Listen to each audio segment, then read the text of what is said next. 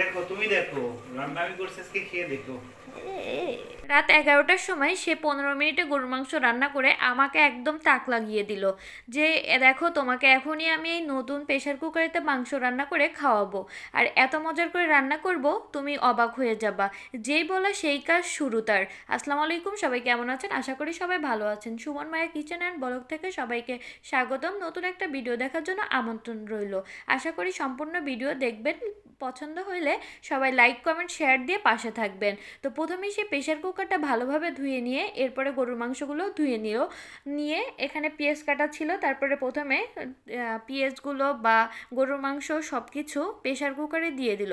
এই তো গরুর মাংস প্রথমে দিয়ে এরপরে পেঁয়াজ কুচিগুলো দিয়ে দিল, আরও এখন দিয়ে দেবে এর মধ্যে কিছু দারচিনি আর এলাচ। তো সে সবসময় রান্নার ক্ষেত্রে, গরুর মাংস রান্নার ক্ষেত্রে দারচিনি আর এলাচটা অতিরিক্ত দেয়। আমি এত মানা করি তবুও বলে যে তার নাকি দারচিনি আর এলাচ ছাড়া ভালোই লাগে না। এরপর দিয়ে দিল আদা বাটা, জিরা বাটা আর রসুন বাটা পরিমাণ মতো।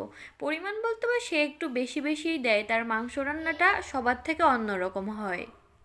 সব বাটা মশলাগুলো সে ভালোভাবে দিয়ে এরপরে দিয়ে দিচ্ছে হলুদের গুঁড়া, এরপরে দিয়ে দিবে লবণ, ধনিয়া গুঁড়া।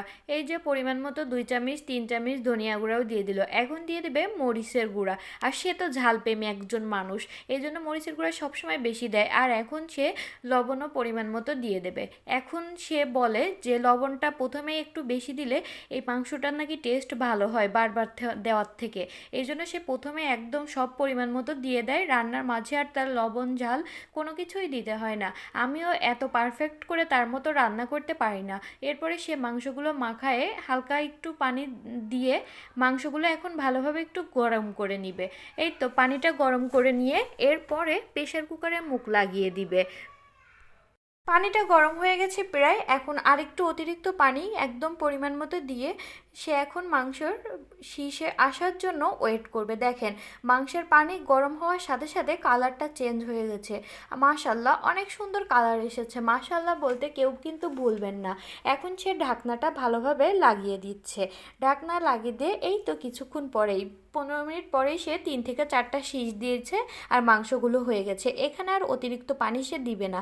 সে সবসময় মাংসটা ভুনা খেতে পছন্দ করে। এই যে মাংসটা একদম ভুনা ভুনা হয়ে গেছে। মাংস নামানোর আগে পরিমাণ মতো একটু জিরার গুঁড়া দিয়ে নিল। সে এত ভালো মাংস রান্না করেছে, আমি অনেকগুলো ভাত খেয়েছি। আর সে সবসময় গরুর মাংসটা একটু বেশি ভালো রান্না করতে পারে। সে যখন ব্যাচেলার ছিল সে অন্য কিছু রান্না না করলেও সবসময় সে গরুর মাংস রান্না করে 3 থেকে 4 দিন ধরে খেত।